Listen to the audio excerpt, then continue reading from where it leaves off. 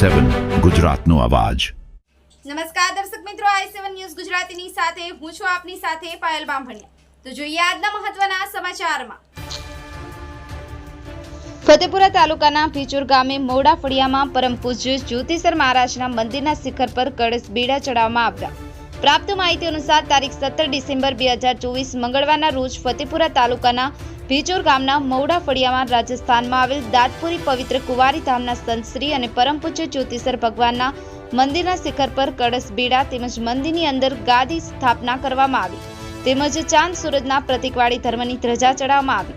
આ પ્રસંગે દાતપુરી પવિત્ર કુંવારી ધામના પરમ પૂજ્ય જ્યોતિસર ભગવાનના ત્રીજા પેઢીના વારસદાર હાલના પરમ પૂજ્ય ભારુ મહારાજ તેમજ પાંચ પંચ ફતેપુરા તાલુકાના ભીચુર ગામના મોડા ફળિયામાં કુદરભાઈ ભગતની ત્યાં આવી પહોંચ્યા હતા।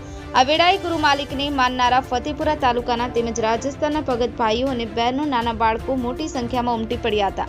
ત્યારે સૌપ્રથમ ભારુ મહારાજના આરતી વધામણું કરી સ્વાગત કરવામાં આવ્યું હતું।